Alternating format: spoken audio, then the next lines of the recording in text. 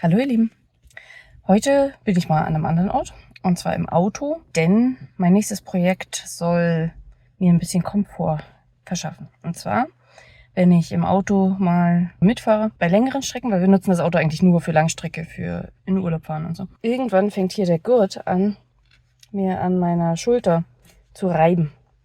Und das wird sehr unangenehm und dann fange ich immer an, das hier so runter zu machen oder den Pulli hoch und dann rutscht der aber wieder weg und dann reibt das doch wieder. Und da will ich mir jetzt mal einen Gurtschoner nähen. Ich habe mein Maßband vergessen. Das improvisiere ich jetzt hier. Ich werde auch gleich im Internet nochmal nachgucken, wie breit so Gurte sind. Und dann muss es ja eigentlich nur so ein Stückchen hier sein, aber ich will mal gucken, wenn ich den Gurt aufmache, dass ich es nicht jedes Mal abmachen muss. Na, dann will ich mal gucken hier, wie lang ist das, dass es hier noch locker hängen kann. Also es darf auf jeden Fall nicht länger sein als so, und das ist, wenn ich jetzt hier mein anderes Schlüsselband mal nehme. Tja, wie lang ist denn das jetzt? Das dürfte maximal so lang sein. Dann mache ich mir doch einen Knoten hier ins Band. Die Länge würde gut funktionieren. Und die würde, glaube ich, auch ausreichen hier für meine Schulter. Aber ich glaube, viel kürzer sollte es auch tatsächlich nicht sein. So ein typisches Gurtband ist wohl so 46 bis 48 Millimeter breit etwa. Also werde ich es 5 cm breit machen. Also, sage ich mal, mein Gurt ist 5 cm breit.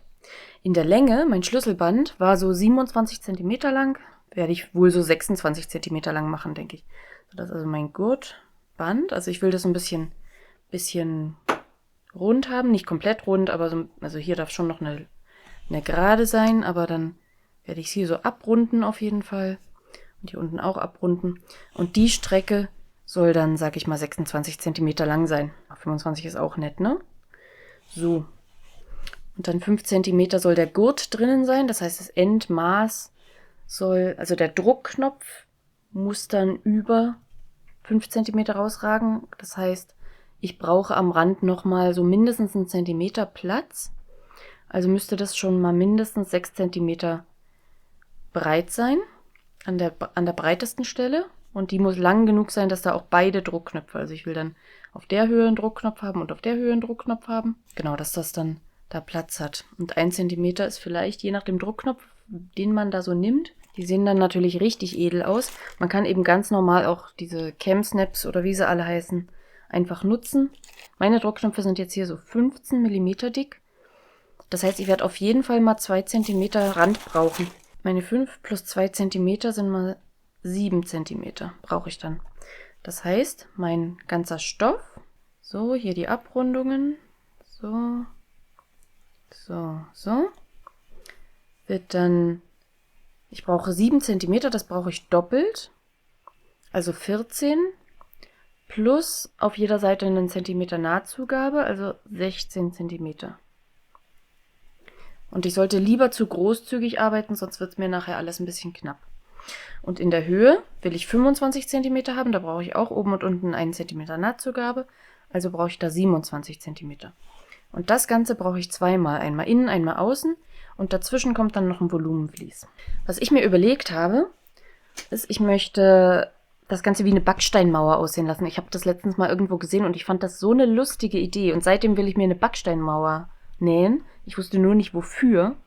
Jetzt weiß ich's. Hierfür. Ich habe jetzt hier nur so ein Mittelrot. Ja, vielleicht macht sich das für eine Backsteinmauer gar nicht verkehrt. Werde ich das benutzen. Das ist so ein Canvas, so ein recht robuster Canvas. Trotzdem ist der noch weich. Es gibt den in sehr viel steifer. Das ist noch schön weich und anschmiegsam, dass es dann an der Schulter auch angenehm ist. Diese Backsteinmauer wird ja dann eine Ziernaht werden. Habe ich hier so ein recht dickes Garn. Das habe ich mir mal gekauft, um Jeans damit zu nähen. Das hat eine 50er Stärke. Das ist ein Gütermann. Mara 50 nennt sich das. Das kann ich euch dann auch verlinken. Das ist also recht dick. So dick, dass man es noch gut mit einer normalen Haushaltsmaschine im Oberfaden gut nähen kann. Ich habe gelesen, dass wenn man ein noch dickeres Garn nimmt, dann muss man das im Unterfaden haben. Und ich möchte aber gerne im Oberfaden sehen, was ich da tue. Und da werde ich das ist jetzt so ein bisschen beige, weiß wäre vielleicht netter, aber ich werde das einfach mal benutzen. Im Unterfaden werde ich dann ein einfaches weißes Garn nehmen, denke ich. Ich werde die zwei also jetzt zuschneiden, zusammen mit dem Volumenvlies. Und dann, ich könnte das auch erstmal, dadurch, dass ich es ja in 3 Schichten zusammennähe, erstmal ein bisschen großzügiger zuschneiden. Und dann erst, wenn die 3 Lagen miteinander zusammengenäht sind, erst dann ordentlich ausschneiden. Und dann werde ich das wenden. Eine Möglichkeit wäre auch, direkt erstmal das Muster drauf zu nähen und dann auszuschneiden und dann mit einem Schrägband zu umnähen. Ich glaube aber, es wird leichter, wenn ich das quasi Ober-Unterstoff aufeinander, dann darunter das Volumenvlies, dann einmal rumnähe und dann wende. Und dann könnte ich es knappkantig absteppen. Allerdings werde ich natürlich sowieso dann noch meine Ziernähte drüber setzen, also diese Backsteinmauer. Und dadurch bräuchte ich, glaube ich, diese Absteppung eigentlich nicht. Ich werde nachher schauen, wie es aussieht. Also schneide ich jetzt erstmal das recht großzügig zu, vielleicht 30 mal 20. Und dann sollte ich eigentlich genug Stoff haben. So, Nummer 1. Ich werde das Ganze jetzt auch gleich noch ein zweites Mal zuschneiden. Denn ich befürchte erstens, dass meine Tochter mir das klauen wird. Und zweitens hat im nächsten Urlaub eine Freundin von mir Geburtstag. Vielleicht ist das nett. Zur Stoffauswahl könntet ihr natürlich auch einfach einen ganz normalen dünnen Baumwollstoff nehmen, was sicherlich für die Kinder vielleicht interessanter wäre. Oder vielleicht auch einfach ein Jersey. Der wäre dann dehnbar. Ist sicherlich auch kein Problem. Vielleicht ein bisschen komplizierter zu nähen. Also ich denke mal, alles, was ein bisschen robuster ist, ist gut, solange es noch angenehm ist, weil man hat den Stoff ja dann auf der Haut und da will man ja dann auch nicht irgendwie ein dickes Koffergewebe oder sowas, was dann kratzt. Ja, also man will ja das Kratzen gerade entfernen. Und deshalb würde ich da einfach gucken, was angenehm ist. Dann braucht man natürlich noch Volumenvlies. Das hier ist jetzt nicht so super dick, das könnte man jetzt auch doppellagig nehmen. Andererseits geht es mir ja auch nicht so richtig um die Polsterung, sondern nur darum, dass ich einen Stoff überhaupt dazwischen habe. Und ich fühle mal, wenn ich das hier so dazwischen lege, so, und dann wäre hier so der Gurt dazwischen, ne? Also es wird dann so gefaltet. Ich glaube, das reicht mir schon so, und sonst wird es ja auch, kann ich mir vorstellen, im Sommer ein bisschen sehr schwitzig darunter. Das ist jetzt auch ein sehr schön weiches, angenehmes Material. Ich habe das auch noch in wesentlich kratziger. Und dann denke ich mir, kommt das schneller durch den Stoff durch, wenn es so kratzt. So, das schneide ich jetzt auch auf die gleiche Größe zu. Ich habe hier solche Wonderpins, nennt sich das, oder Wundernadeln. Die sind so gebogen. Und die machen sich besonders gut für solche patchworkigen Arbeiten. Mit einer normalen Sicherheitsnadel würde jetzt, wenn ich hier durchpiekse, da beult sich das hier. So, ne, da muss der Stoff so einen anderen Weg gehen. Ich habe hier noch relativ wenig Lagen. Dadurch geht das noch, das hält sich in Grenzen. Sagen wir mal, ich habe hier noch mehr Volumenvlies drunter, die doppelte Menge Volumenvlies. Ne? Dann wird es schon ein bisschen dicker hier, das habe ich ja auch überlegt. Dann würde mit diesen Nadeln das hier noch mehr beulen. Und dann je nachdem, wo man da gerade ist, wenn man seine ganze Patchwork-Decke damit zusammenhält, dann unterscheiden sich einfach die Strecken, die der Stoff nehmen muss, oben und unten, sehr stark voneinander. Und wenn ich hier so eine gebogene Nadel nehme, alle Lagen durchführen, und dann, seht ihr das? Das liegt viel glatter hier. Ne, man hat nicht hier diese Beulen, die hier so entstehen. Die sind hier nicht. Und auch hier unten sieht man auch gut, dass das hier wesentlich glatter liegt als hier. Da muss es viel, viel weiter rein. So, dann habe ich also das Vlies. Und dann rechts auf rechts meine zwei Stoffe. Die versuche ich jetzt hier möglichst mittig drauf zu legen. Wieder schön streicheln. Ne? Immer schön den Stoff streicheln. Da kann man auch, wenn ich hier sehe, dass hier unten zum Beispiel der Stoff noch zu weit rüber hängt, dann streichel ich mir den in die Richtung, bis er richtig liegt. Ja, und dann schön verteilen, dass der richtig schön da drauf liegt. So, dann habe ich meine rechte Seite, war diese hier, ne? Ja. Genau, dann versuche ich jetzt auch möglichst deckend da drauf zu legen. Ich habe jetzt hier den Stoff. Bei 14 cm Breite soll die Naht verlaufen und bei 25 cm Höhe soll die Naht verlaufen. Also meine 25 cm ist das hier und 14 ist hier. Das ist das mein Eckpunkt. Dann lege ich mir das da jetzt so ein bisschen mittig drauf. Nehme wieder meine Kreidemaus. So, gut. Und dann brauche ich noch eine Rundung. Dann nehme ich vielleicht hier einfach so ein Kreppband. Das hat eine ganz gefällige Rundung. Das lege ich da an, sodass es bündig an dieser Linie und bündig an dieser Linie liegt. Und das mache ich jetzt in allen 4 Ecken. Gut, und jetzt kann ich das zusammenklammern. Hier werde ich dann rumnähen. Das Gute ist auch hier, kann ich mit einer Bewegung da so quasi durchfahren. Ich piek's mit der Nadel runter, bis ich auf meiner Matte lande und dann muss ich einfach nur so eine Handbewegung machen und dann sollte die Nadel von sich selbst wieder hochkommen. Weil besonders bei einer großen Patchwork-Decke zum Beispiel kann man ja nicht immer runtergreifen, um die Nadel wieder hochzuholen. Na, einfach pieksen, hoch und schon kommt es da raus. Oh, ich hoffe, ihr hört gerade nicht meinen Magen knurren. Und einfach, weil es so viel Spaß macht, mache ich da ein paar mehr von. Hier muss ich dann aufpassen, dass es mir nicht wegflappt, ne? Aber das ist ja die Oberseite, auf der werde ich nähen. Dadurch sollte mir da eigentlich nichts passieren. Gut, dann gehe ich damit jetzt an die Nähmaschine. Das nähe ich noch mit einem normalen Garn. Mit dem hier mache ich nachher wirklich erstmal nur die Ziernähte. Also hier mit einem ganz normalen Universalfaden. Oben und unten ist auch die Farbe egal. Ich muss eine Wendeöffnung lassen. Die lasse ich am besten hier oben. Das ist jetzt nicht so viel Material. Das sollte nur auf der geraden Strecke passieren. Also mache ich mir mal hier nochmal so ein paar Nadeln drüber, dass ich da auch wirklich nicht lang nähe. Dass ich das nicht vergesse, aus Versehen. So, dann nähe ich jetzt hier einmal rum und dann sehen wir uns wieder. So, ich habe hier beim Nähen die Nadeln entfernt, die Stecknadeln, einfach weil ich sonst mit dem Füßchen nicht so dicht rangekommen wäre. Sonst hätte ich auf der Rundung anfangen müssen, das wollte ich auch nicht. Ich wollte am geraden Anfang und Ende aufhören. Ich hoffe, das war jetzt nicht zu optimistisch. Schauen wir mal, wie gut sich das dann gleich wendet. Ich habe natürlich verriegelt hier am Anfang und Ende und bin sonst einfach in einem Rutsch rum. Ich habe jetzt hier einen schwarzen Faden genommen, weil ich gleich sowieso auf diesen Faden wechsle und das war mir für diese Naht, jetzt war mir die Farbe echt egal und ich wollte jetzt nicht zweimal den Faden wechseln. So, jetzt können schon die Sicherheitsnadeln hier raus.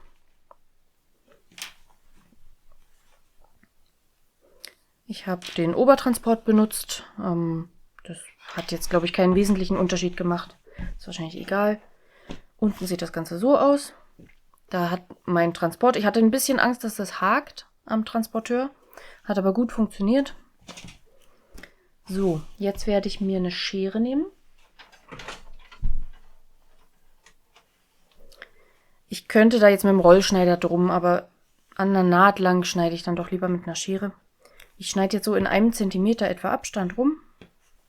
Und dann schneide ich jetzt hier in den Ecken, also in den Rundungen, noch Ecken raus, dass ich das Material da besser in die Rundung reinlegen kann. Dass es da nicht so wellt. Da passe ich auf, dass ich nicht in die Naht reinschneide, aber bis so knapp wie möglich davor. So, jetzt wird gewendet. Schauen wir mal, wie gut das hier funktioniert mit meiner Mini-Wendeöffnung. Zwischen den beiden, ne? Ist klar. Also nicht hier, sondern hier. Und los geht's.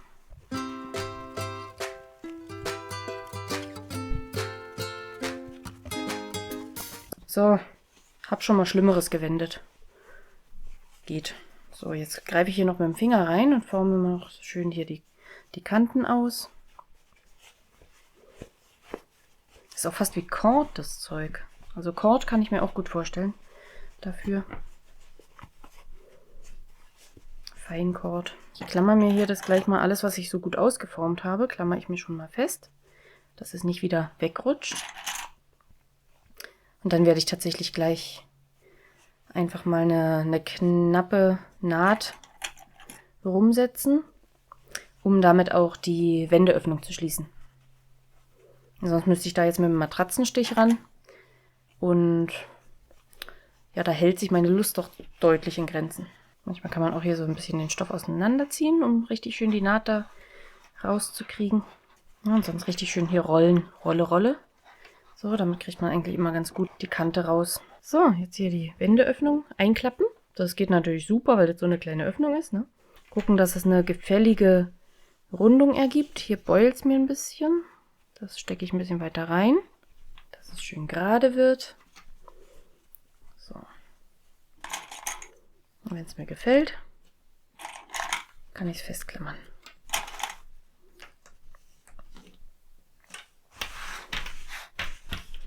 Gut. Dann werde ich das jetzt bereits mit dem Ziergarn, also jetzt muss ich mich entscheiden, was oben und unten ist, weil das kann ich ja nur auf einer Seite haben. Das ist echt egal. Zufall, diese. Und dann ziehe ich jetzt das Ziergarn ein und genau, werde die Stichlänge etwas vergrößern, eben wegen des dicken Garns.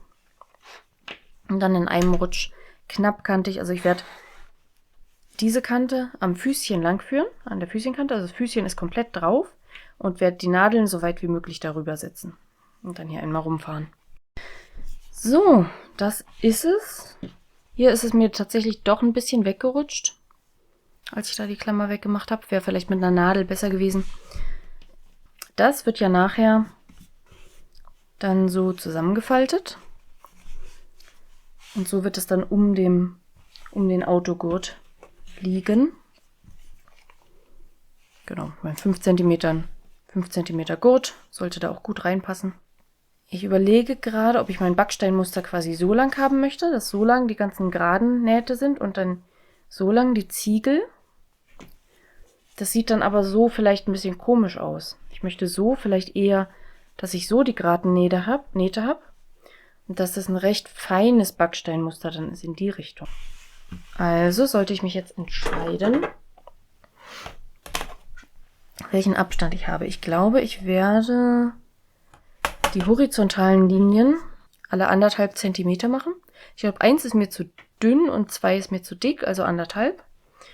Und dann die senkrechten Linien alle 3 cm und dann versetzt um 1,5 cm. Und ich werde auch nur von Naht bis Naht nähen. So, und dann möchte ich jetzt, glaube ich, schon mal die senkrechten Linien auch malen, einfach um zu sehen, wie das aussehen wird, weil noch kann ich es notfalls auch anders noch anmalen. Das sieht doch schon mal ganz nett aus. Wenn ich das dann nachher knicke. Ja, das sieht doch lustig aus.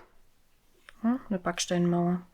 Na dann nähe ich jetzt erstmal diese Linien, die senkrechten und dann die Unterteilungen. Also, es gab verschiedene Probleme. Ein Problem war, dass ich mich für so eine monotone Arbeit so lang nicht konzentrieren kann. Ne, also mein Hirn ist immer mal abgeschwiffen. Zweites Problem, dass ich komme von mechanischen Nähmaschinen und da, wenn ich den Hebel drücke, dann fährt die einfach rückwärts. Ne? Also den Zurückhebel. Dann bewegt sich sofort der Transporteur rückwärts. Hier, die ja elektronisch geregelt ist, wenn die gerade in einer Vorwärtsbewegung ist, während ich den Rückwärtsknopf drücke, näht sie das erstmal noch fertig und geht dann erst rückwärts. Gleichzeitig, wenn sie rückwärts geht und ich da erst den Knopf loslasse, dann näht sie weiterhin diesen Schritt rückwärts, bevor sie wieder vorwärts näht. Was für mich oft dazu geführt hat, dass sie über meine Linien hinaus genäht hat. Lasst euch nicht verwirren, ich hätte auch einfach so, ne, wäre auch nett. Ich habe einfach, um Schnitte zu sparen, also um mir den Faden nicht ständig abschneiden zu müssen, habe ich immer hier die Nadel gehoben, das Ganze ein bisschen zurückgeschoben und hier wieder neu vernäht, vernäht, wieder hochgehoben, wieder den Stoff gezogen, wieder runter, wieder vernäht und so weiter. Ne? Also einfach um Abschnitte zu sparen. Das werde ich also gleich alles noch abschneiden, hier die ganzen losen Fäden, um dann auch tatsächlich eine Backsteinmauer zu haben. Und hier sieht man aber auch, dass ich da über die Naht drüber genäht habe. Um sogar 2 Stiche in dem Fall. Das war dann vielleicht die fehlende Konzentration, aber ich war dann eben, obwohl ich sehr langsam genäht habe, habe ich es nicht immer geschafft, rechtzeitig zu stoppen, weil eben die Maschine weiterhin in der Vorwärtsbewegung war. Gleichzeitig beim Rückwärtsnähen ist das auch regelmäßig passiert, dass ich dann auch nach hinten hin wieder über die Naht drüber geraten bin, hier zum Beispiel. Hier, ne? Da bin ich dann auch 1 zu weit rüber. Ist vielleicht im Endergebnis auch egal. Ich hätte es gerne schöner gehabt, aber so ist das nun mal. So, und jetzt haben wir erstmal Freude daran, das alles. Also das war schon echt ein bisschen grenzwertig nervig, das Ganze zu nähen, weil ich das eben wirklich so kleinteilig gemacht habe. Am Anfang, meine ursprüngliche Idee war ja, dass ich eine größere Backsteinmauer nähe. Dann habe ich natürlich deutlich weniger Nähte. Aber dann würde das einfach auf so einer kleinen Fläche auch nicht aussehen. Ne? Deswegen ist das jetzt so und das ist okay so. Die zweite werde ich aber anders nähen. Aufgrund aller genannten Probleme. Hier hinten lasse ich alles, also wenn hier sowas rumflappt, das schneide ich auch weg. Aber ansonsten lasse ich die anderen Fäden einfach dran, weil die ja nicht stören und gleichzeitig vielleicht noch ein bisschen mit der Stabilität helfen. Ne? Also was hier so, wenn da jetzt was absteht, dann würde ich das abschneiden. Aber ansonsten lasse ich die einfach dran, weil es dann vielleicht nicht ganz so schnell ausfranst. So, das ist noch eine ganz passable Steinmauer. Ich denke, das würde noch besser sein, der Effekt, wenn ich noch dickeres Volumenvlies genommen hätte. Ja, weil dann würden die Steine sozusagen noch mehr rauskommen. Aber ich finde das ganz lustig so. So und so kommt das dann an meinen Autogurt. Finde ich ganz lustig. So, jetzt ist lustigerweise auch halbwegs zufällig, weil meine 1,5 Zentimeter waren ja sehr willkürlich gewählt. Trotzdem hier auf der Kante eine Naht entstanden. Supi. Okay, jetzt kommen die Druckknöpfe dran. Die werde ich vielleicht da und da setzen, denke ich. Das wirkt nach einem ganz netten Abstand. Das wäre so 6,5 Zentimeter von oben und 6,5 Zentimeter von unten. Perfekt. So, da und da.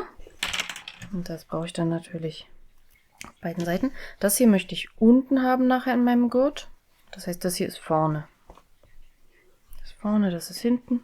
Und das wollte ich jetzt 1,5 Zentimeter von außen haben. Ja, das passt perfekt. Wenn ich es da genau in die Mitte tue. So, das Ding ist 15 Millimeter dick. Und das heißt, so bei 7 Millimetern plus 5 Millimeter, weil ich wollte ja 5 Millimeter wollte ich Außenkante haben. Also 7 Millimeter neben dieser Naht wollte ich es haben. Dann bin ich genau da in der Mitte. Das ist super. So, ich habe hier Werkzeug. Ich habe eine Federschlagpresse. Die hat wahrscheinlich der Otto-Normalverbraucher nicht zu Hause. Ihr könnt das also ganz genauso auch mit Cam-Snaps machen.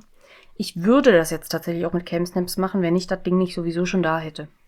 Ich nutze jetzt einfach eben meine Federschlagpresse. Ich weiß gar nicht, ob ich das auch per Hand könnte. Wahrscheinlich nicht.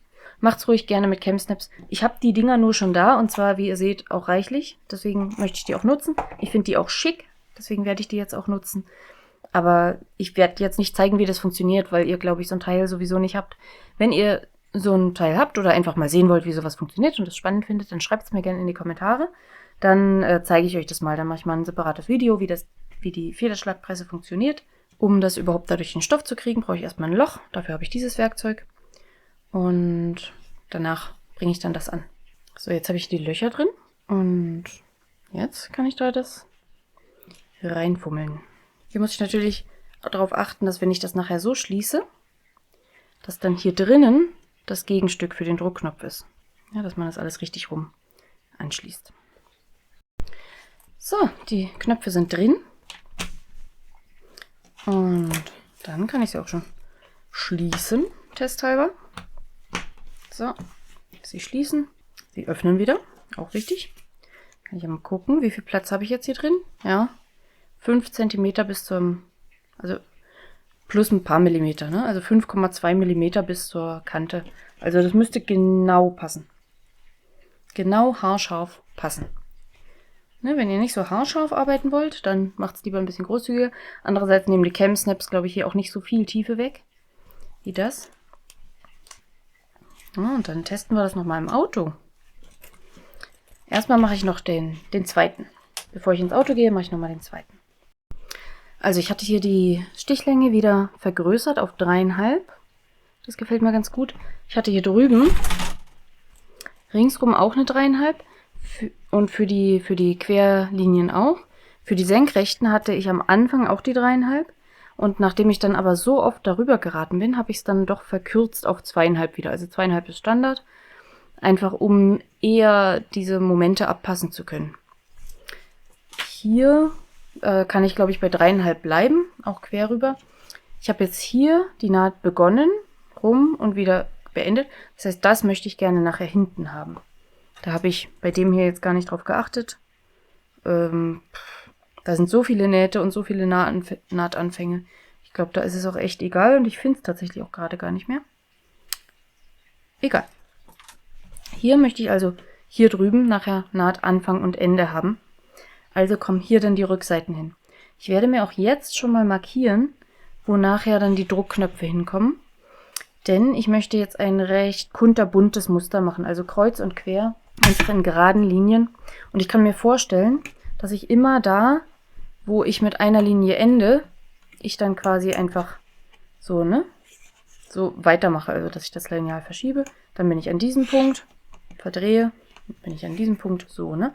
Und dann möchte ich eben diese Punkte, wo nachher die Druckknöpfe hinkommen, aussparen, weil ich sonst ja da dann Löcher produziere. Also zumindest, wo dann die Bohrlöcher hinkommen. Da möchte ich jetzt keine Linien haben. Das heißt, hier, ich glaube, der Abstand hat mir ganz gut gefallen. Das waren so 6,5 cm. 6,5 cm, das ist dort. Und hier auch 6,5. Und dann 7 mm von der Naht entfernt sind die Bohrlöcher. Also von der Ziernaht entfernt. So. Das heißt, diese Stellen möchte ich jetzt aussparen. Und dann fange ich einfach mal ganz wild an hier. Ich könnte auch einfach kreuz und quer jetzt nähen direkt. Allerdings habe ich dann ein bisschen Sorge, dass es mir dann nachher zu wild ist oder nicht wild genug. Deshalb zeichne ich es mir jetzt vor. Und dann kann ich es notfalls noch wegmachen wieder. Oh, das war gar kein Plan. Das ist aber besser so, als wenn ich da völlig willkürlich nur ganz knapp dran vorbei bin, ne?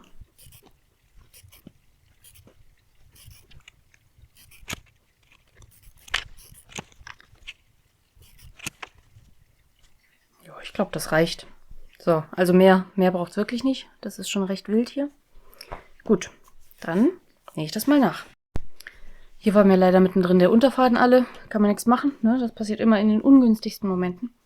Aber ansonsten hat das recht gut funktioniert. Und dolle auffallen sollte es eigentlich auch nicht. Cool, gefällt mir. Dann kommen jetzt die Löcher. So, fertig. Testen, dass es auch schließt und auch wieder öffnet. Sehr schön. So, also hier ist mein Schoner. Ich finde, der macht sich richtig gut. Dadurch, dass er auch so knapp genäht ist. Dadurch rutscht der jetzt auch nicht von selber ständig runter. Das ist eigentlich echt ganz nett. Und dadurch sollte der auch nicht, wenn ich mich hinter umdrehe zu den Kindern und so, ne, da ist es immer so das Problem, wenn ich mich zu den Kindern umdrehe, dann schleift das ständig. Und so ist es schön gepolstert. Also ich finde das echt gut. Sieht auch nett aus. Ja, ist jetzt im Licht schwer zu sehen, aber ihr wisst ja, wie er aussieht. Genau, und auch der hält auch von alleine. Genau, und auch der, also der hat die richtige Größe. Und wenn ich hier mich abschnalle, dann bleibt er eben einfach hängen. So, wie er soll. Ne, der wird dann nicht gequetscht, der stört nicht den Gurt am Hängen. Und dann kann man einfach sich ganz gewohnt anschnallen. Schwupps. Das Ding an die Schulter und fertig. So, ich finde es cool. Ich finde es gut geworden. Es ist genau das, was ich wollte. Ich hoffe auch, dass es vor allem dieses hier meiner Freundin gefällt. Wenn euch das gefallen hat, dann lasst mir gerne einen Daumen nach oben da und abonniert den Kanal. Dann verpasst ihr keine weiteren Alltagshacks, die das Leben etwas angenehmer, passender machen und genau maßgeschneidert, wie man es gerade braucht. Dann bis zum nächsten Mal. Tschüss. So, und dann dreht man sich da um und dann kratzt das hier die ganze Zeit am Hals so lang. Ne? Und immer, wenn man sich zu den Kindern hinten umdreht. Und dann, so, und schwupps, passiert da nichts mehr. Es rutscht auch mit. Ne? Grandios. Super, oder? Ja. Ja.